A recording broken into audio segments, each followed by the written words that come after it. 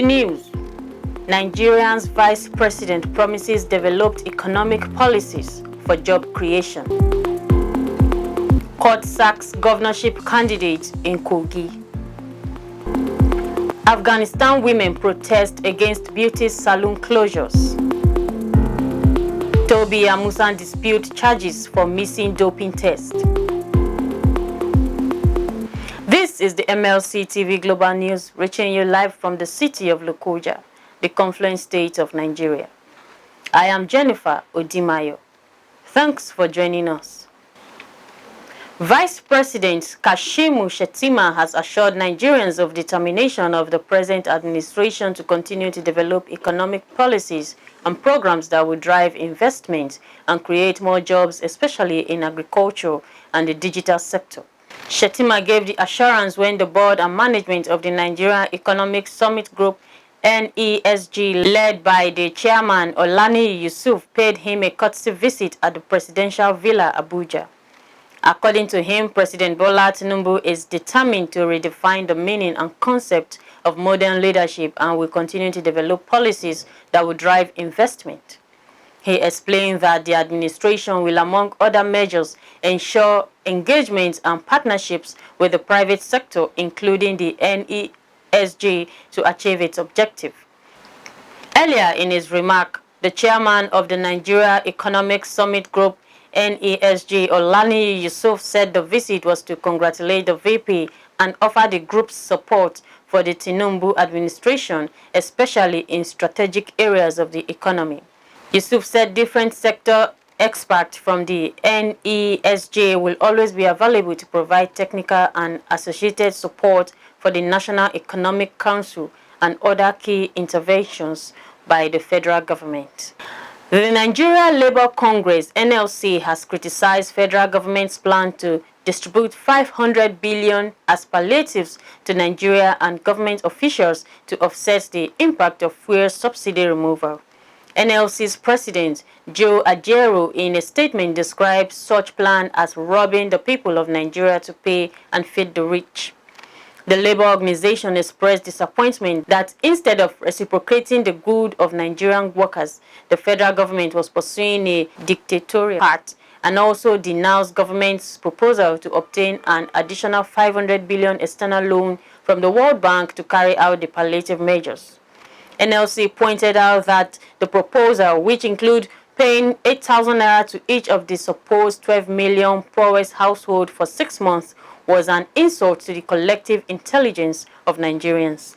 They criticized the idea of rewarding National Assembly members with 70 billion and the judiciary with 36 billion naira, describing it as an insensitive diversion of public funds.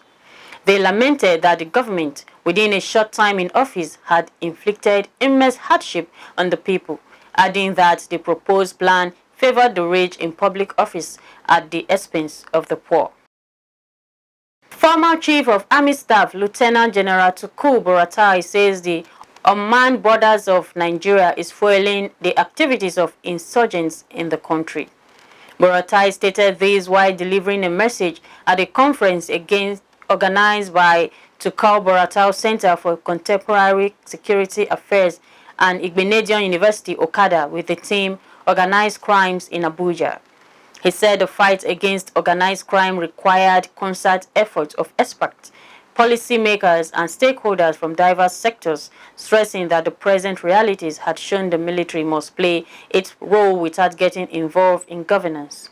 The former military officer further stated that the causes of organized crime in the Sahel, particularly in Nigeria, was as a result of porous borders, explaining that the seamless movement of criminals and illegal goods across national boundaries, as well as unrest in Somalia, Democratic Republic of Congo, Libya, Mali, Burkina Faso, and Sudan, had a direct impact. The National Agency for the Prohibition of Trafficking in Persons, NAFTIP, has lamented that 1.6 million Nigerians out of the total number of 50 million people worldwide are living in modern slavery. Addressing a press conference on activities lined up to celebrate the 20 years of establishment of NAFTIP and this year's World Day Against Human Trafficking, the Director General of the agency, Professor Fatima Waziri Azi, however, said Nigeria is better poised to control and tackle human trafficking due to the collaborative efforts of everyone, insisting that the public is better informed about issues of human trafficking due to the amplified visibility of NAFTIP. KOGI State Chapter of the Jamaatul Nasrul Islam has felicitated with Muslims on the occasion of the new Hijrah calendar 1445, which starts on Wednesday. The Islamic body, in a statement jointly signed by the state chairman, Ambassador Usman Bello, and Secretary Isa Adebayo, employed Muslims to use the occasion to make positive resolution aimed at ensuring peace in the state. JNI called for fervent prayers for hitch-free governorship election in November, stressing that the need for enhanced unity among the KOGI Triangle. The Islamic body congratulated Governor Yahaya Bello and his cabinet and wished them well in the new Islamic year. OHIS in Egbira land has held an all-important meeting with high-powered delegation of Egbira national professors. The meeting was to discuss on issues that will lead the nation to greater heights and was held at the palace of the Vice Chairman, Egbira Area Traditional Council, His Royal Highness Ahmed Tijani Muhammad Anaje. His Royal Highness Anaje, who is the Ohi of Okenwehi, commended the traditional rulers and the professors of Egbira extraction for making it to the meeting and prayed to God to help the nation grow and prayed for continuous peace in the land. And on politics, a federal high court in Abuja has ousted Musa Mubarak as the new Nigerian People's Party, NNPP's candidate for the KOGI state governorship election slated for November 11, 2023. The court's decision was based on the finding that Mubarak's nomination as the party's gubernatorial candidate was unlawfully substituted. Presiding over the case, Justice James Omotosho declared that Mubarak's name was fraudulently submitted to the Independent National Electoral Commission, INEC, as the NNPP's candidate for the governorship election. Consequently, the court ordered the restoration of Hassan Abdullahi Baiwa as the rightful flag bearer of the party. The court ruled that the submission and publication of Mubarak's name above Abdullahi's to INEC was illegal, null and void, and having no legal effect whatsoever, as the court directed immediate publication of Abdullahi's name as the party's candidate. Additionally, Justice Omotosho issued a perpetual injunction against the NNPP, INEC, and their representative, restraining them from further depriving Abdullahi of the benefits and rights arising from his victory in the NNPP primary. Hassan Baiwa was said to have won the primary of the NNPP on April 16, 2023, securing 303 votes, while Mubarak only obtained 10 votes. In his reaction, the embattled governorship candidate of the NNPP in KOGI State, Mubarak Musa Saliu, directed his legal team to immediately appeal the judgment. Mubarak, in a statement by his spokesman Adejo Darlington Uhiene, emphasized that Mubarak remains the party's candidate and enjoins the people and supporters of the NNPP across the 3 senatorial districts to sustain their support, adding that they will jubilate together in no distant time. Speaker of the Abia State House of Assembly, Emmanuel Emerua, has taken the decision to suspend the representative of Obingwa East State constituency, Solomon Akpulonu, for granting media interviews concerning the Assembly's affair. The suspension of the former majority leader, which will last for 14 sitting days, was prompted by the ongoing crisis in the House following the Speaker's appointment of Uchenna Okoro from the Minority Labour Party as a majority leader. The Speaker emphasized that the discussion and decisions made within the House should remain confined within its walls. We'll go on a short break. We'll be right back.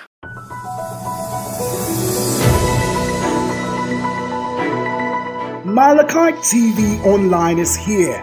For your timely and reliable news that reaches you fast with the breaking news, choose MLC TV. Get human interest stories right here on MLC TV with entertainment, sports, business, culture, tourism, and fashion news stories all featured on MLC TV. Not forgetting political and current affairs news, state and federal government and people's matters will be discussed regularly on MLC TV.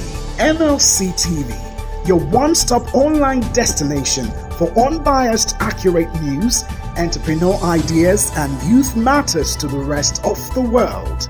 MLC TV, reaching everywhere, informing everyone.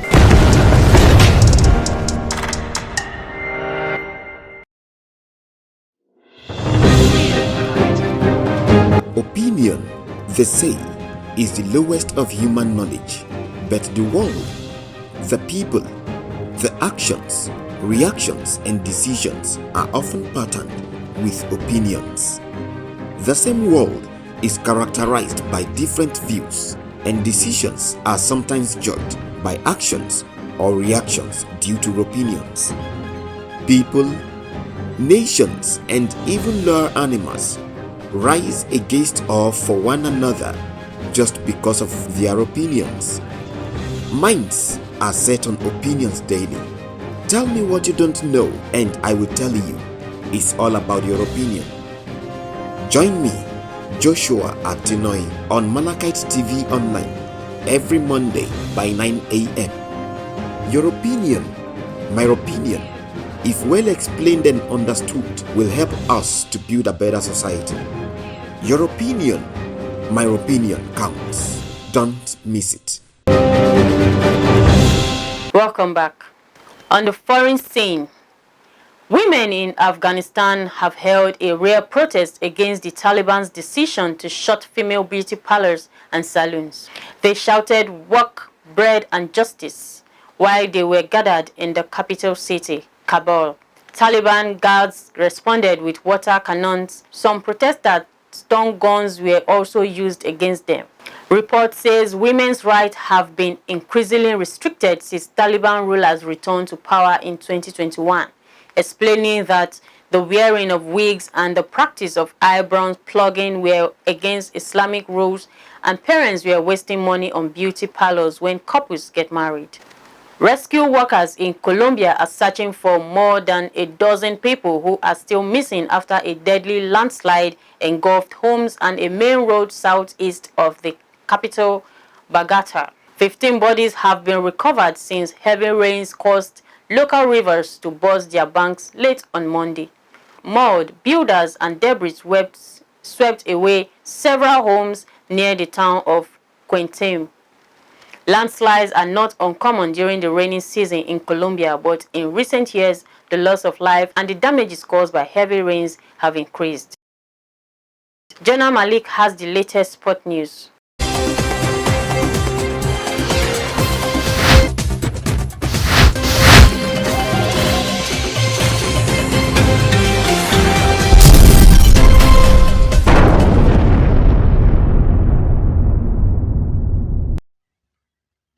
Hello and glad to have you on Sports Update. Nigerian 100-meter hurdle world record holder TOBI AMUSAN has vowed to fight after being charged with missing 3 doping tests. The 26-year-old will miss the World Athletics Championship in Budapest next month if the Athletics Integrity Unit AIU upholds the charge. The double Commonwealth Games gold medalist denies taking performance-enhancing substances. "I am a clean athlete," AMUSAN wrote on her Instagram page. I am regularly maybe more than the usual tested by the AIU. I have faith that this will work. I have faith that this will be resolved in my favor and that I will be competing at the World Championship in August, she added. Athletics work to a 3-strike rules, and it is alleged AMUSAN missed that number of doping tests in the space of 12 months. World Athletics Anti-Doping Rules states any athletes failing to declare their whereabouts for a doping test on 3 occasions over a 12-month period is ineligible to compete for 2 years, subject to a reduction to a minimum of 1 year, depending on the degree of fault. AMUSAN won the Diamond League meet in Silesia on Sunday, her second win in the series this season after a victory in Stockholm. TOBI AMUSAN has today been charged and provisionally suspended for 3 whereabouts failures, the AIU wrote on a tweet. The charge will be heard by the disciplinary tribunal and determined before the World Athletics Championship. The World Athletics Championship will be held in the Hungarian capital from 19 to 27 August. Still on sports, Victor Osimhen has resumed pre-season training with Napoli amidst transfer link with Paris Saint-Germain, Manchester United and Chelsea. The Super Eagles forward was pictured in training on Tuesday as he joined his teammate in Di Mauro for Garida, Italy, where they are having their pre-season activities at the moment. The 24-year-old should have resumed last week but was given an extended holiday due to his involvement in the Nigerian African Cup of Nations qualifying match against Sierra Leone last month. The name of the Nigerian has been frequently mentioned in the transfer news, with him being linked with Manchester United, Chelsea, PSG and Bayern Munich, but his hefty price tag seems to be a stumbling block for any of the aforementioned clubs to negotiate with Napoli for his signature. Beside the transfer links, his contract extension has also generated several discussions with the forward yet to agree terms with the Panetopia over a new deal. With the resumption of the prolific striker, his future might get clearer soon. As part of their preparation for the new Serie A season, Napoli have lined up friendly matches against Annone and Spal. And that's all on Sports Update. I am Jonah Malik reporting. Back to Akasta for more stories.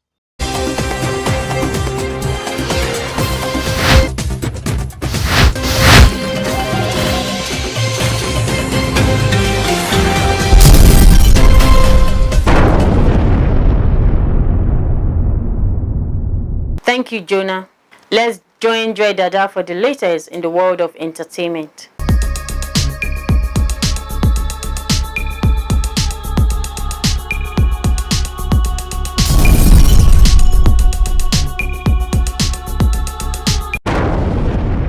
Welcome to today's entertainment segment. I am Joy Dada. In Africa, Regina Daniel, Nollywood actress and the wife of popular Nigerian billionaire Senator Ned Nwoko, has been appointed as the Social Secretary of the 10th Assembly Senators Wise Forum Executive Council. Her appointment was made at the first inaugural meeting of the 10th Senators Wives Association of Nigeria, hosted by the wife of the Senate President Ekaete Akpabio. Announcing her appointment on her Instagram page, the excited actress expressed her commitment to contributing to the growth of Nigeria. Still on entertainment, Grammy Award-winning Nigerian singer Damini Ogulu aka Burna Boy has said he's not bothered by the misconception that he's new in the music industry, despite releasing his debut album a decade ago. Records that Davido last month sparked a debate after classing Burna Boy under New Cats alongside Rema Ashake, Fireboy. Many berated the DMW head honcho for underrating Burna Boy. However, in a recent chat with Happy Music Ibro, Burna Boy said it's a good thing some people think he's new in the industry, stressing that it makes him feel younger and want to do more. He added that he does all kinds of music because he's trying to make the world understand that music is bigger than a genre. Thanks for joining me. I am Joy Dada reporting for MLC TV.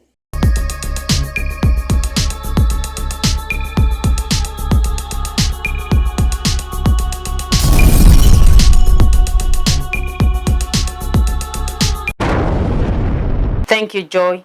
And that is the size of our package. Keep supporting us by subscribing to our YouTube channel, Malakai TV.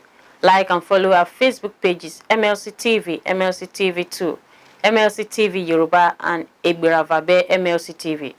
Instagram, MLC TV 2021. Twitter, Malakai TV. And TikTok, Malakite_TV. For your event coverage, appearance on any of our programs, contributions, comments, advert placement, or sponsorship, please call or send SMS to any of our numbers displayed on your screen. Join Malakai TV online on weekends to watch our various programs. Saturdays 7 p.m. Political Arena, Sunday 6 p.m. Women's World, and Monday 9 a.m. The Opinion. It is Malakai TV, reaching everywhere, informing everyone. Please be your brother's keeper to build a happier and better society together. I am Jennifer Odimayo. Thanks for watching. See you tomorrow.